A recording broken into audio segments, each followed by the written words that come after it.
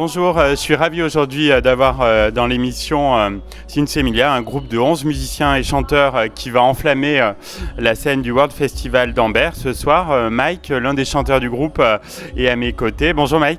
Salut. Donc j'ai choisi pour ce Hit Story le tube de l'année 2005, Tout le bonheur du monde. Est-ce qu'on peut parler d'hymne, de slogan pour cette chanson ? Je suis pas très porté hymne. Ah oui. Ni même slogan. Hymne, ça me fait penser à patrie et je suis pas très patriotique. Slogan, ça me fait penser à pub et je suis pas très pub non plus. Donc non, on va dire que c'est une chanson. Ouais, mais c'est une chanson quand même qui a énormément compté dans votre carrière. Oui, c'est une chanson particulière dans le sens où c'est la chanson qui nous fait découvrir au grand public. C'est pas celle qui nous fait accéder au succès parce que tous nos albums d'avant étaient multidisques d'or, etc. Mais dans un public qui n'était pas le grand public. Ouais. Or, ce morceau nous a fait connaître au grand public. Et puis, c'est un morceau qui est particulier dans le sens où, encore aujourd'hui, il est appris à l'école par les gamins. Il est dans plein de mariages. C'est pour ça que je parlais d'hymne, en fait. Oui, voilà. C'est un morceau qui est devenu ultra populaire. Ouais. Et vous en avez vendu par centaines de milliers. Je crois que vous étiez les premiers surpris de ce succès foudroyant. Bah oui, parce que nous, on est passé de très peu diffusé en médias, à d'un seul coup, ultra mal traqué tous les jours. Enfin, là, je viens de terminer un bouquin où je raconte 30 ans de souvenirs de Sinsemilia. Il y a un chapitre sur ce morceau, sur le côté. Le chapitre commence, je suis dans ma voiture, je tourne le curseur de ma radio et tout. Avant d'avoir fait le tour, je retombe toujours sur ce morceau. Enfin, c'est une période qui est complètement folle à cette période-là. Ouais, donc on est très surpris de ce changement-là, de ce matraquage-là. Ouais, c'était nouveau pour nous. Ouais. Et je crois que vous l'avez écrite en quelques minutes sur un coin de table, cette chanson. Ouais, chez moi, sur un coin de ma cuisine, avec mes deux petites filles qui jouent dans un coin. Elles ont 3 ans et 1 an. Et en même temps, à la télé, il y a les infos qui sont diffusées.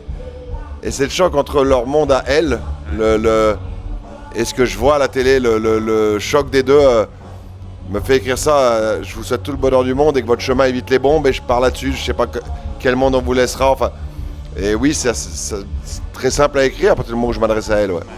Et est-ce que l'air aussi devenu très connu est venu facilement ? Ouais, le petit bout de mélodie du refrain, je l'avais très vite. Oui, tout ce morceau s'est fait très rapidement en fait.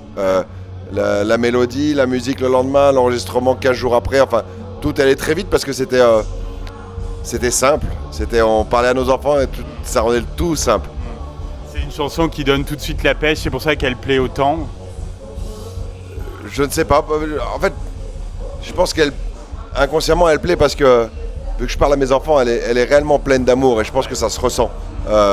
Et que du coup, les gens associent cette chanson-là à des moments de leur vie où il y a de l'amour, etc. Enfin, je pense que le côté sincère de l'amour que j'écris pour mes filles se ressent dans la chanson et que c'est un des trucs qui fait qu'elle a eu ce parcours-là. Ouais.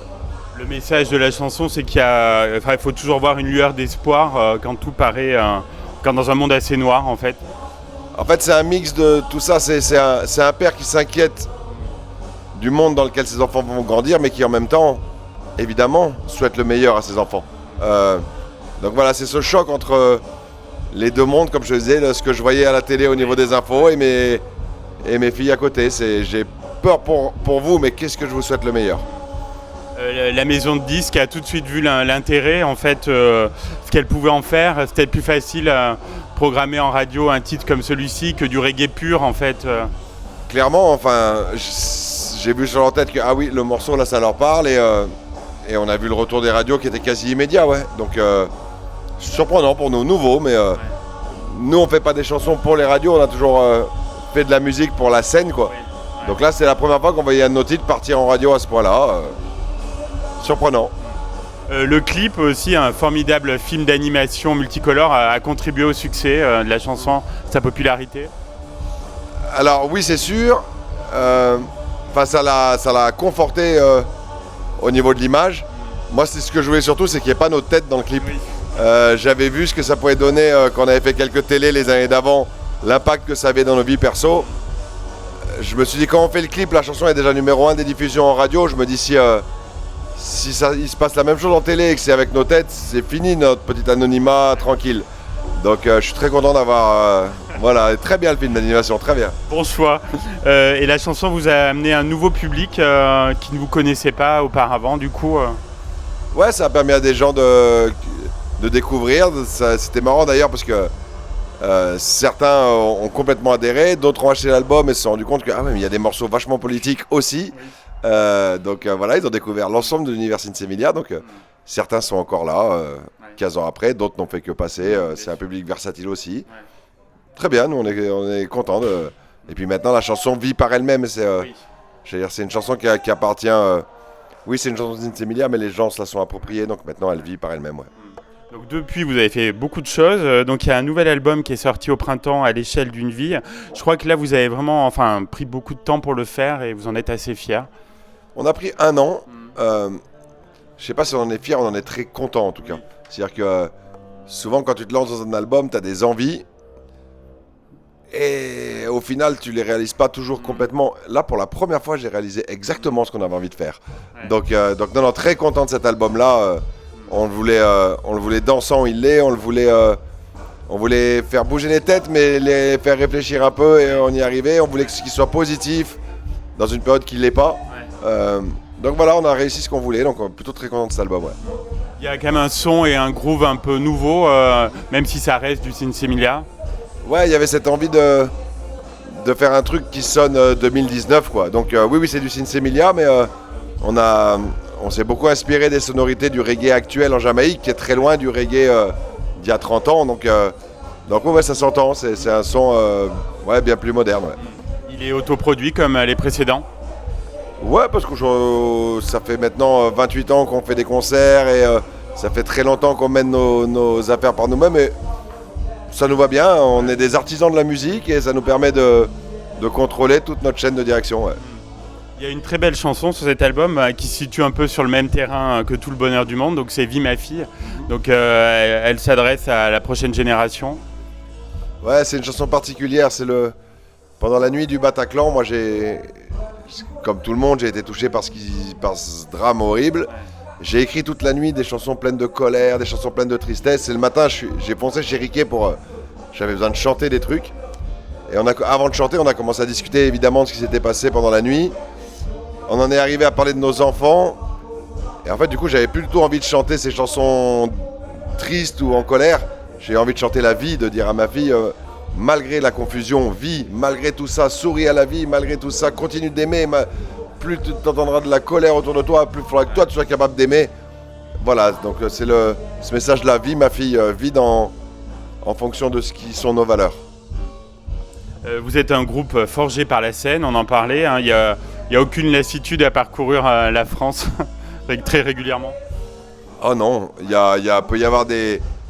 y avoir une pointe de lassitude à la fin d'une tournée quand la tournée est vraiment grosse. Dans ce cas-là, on fait un break et 1 mois après, ça nous manque. Ouais. Non, on adore ça, on est très bien sur la route, on est très bien ensemble. Non, on a de la chance. Je comprends la lassitude du mec qui bosse sur un chantier. Moi, j'ai de la chance, je fais un métier merveilleux avec mes amis d'enfance. Ouais. Non, il y a de la lassitude, oui, en fin de tournée, c'est humain parce qu'on a envie de passer plus de temps en famille et tout, mais non, on a beaucoup de chance de faire ce qu'on fait, on est des privilégiés. Je crois que tu as dit que c'était une des plus belles tournées depuis l'existence du groupe. Ouais, c'est vrai. C'est vrai parce que plus on prend de l'âge, plus on se rend compte de la chance qu'on a de vivre tout ça. Plus on en prend pleinement conscience. Plus on prend de l'âge, plus on voit aussi qu'on n'est pas si nombreux à être encore là au bout de tant d'années sur scène. On a vu plein de groupes partir en cours de route. On a eu ces dernières années des petits soucis de santé qui auraient pu être des gros et de se dire regardez, finalement on a surmonté tout ça, on est là, on est tous ensemble. Du coup, une vraie pleine conscience de la chance, donc ça rend la tournée très agréable.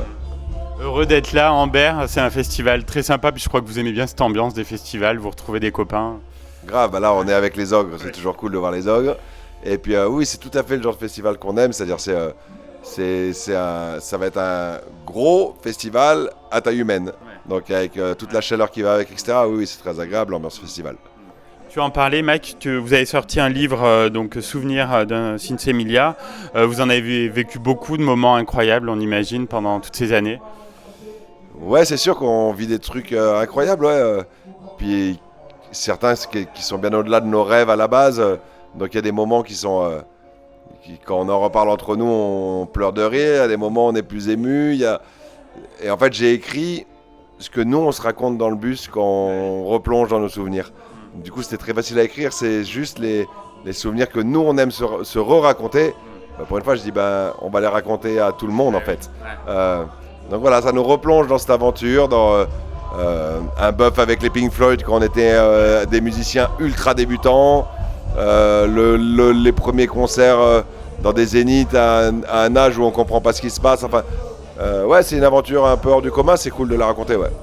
Dernière question, Mike, est-ce que tu veux nous parler de projets? Est-ce que déjà oui, il y a des choses parallèlement à la tournée, à la promotion de l'album? Alors, on est vraiment à fond dans la tournée, et en même temps, on sait que dans 2 ans, on fêtera nos 30 ans de concert. Ah oui. Mais on est vraiment au stade de réfléchir de quoi on a envie pour célébrer ces 30 ans. Donc là, on est vraiment au stade de la réflexion. On sait qu'il y a ces 30 ans dans 2 ans, mais ça réfléchit. On te souhaite une très belle réflexion et un très bel été 2019. À bientôt. Merci à toi.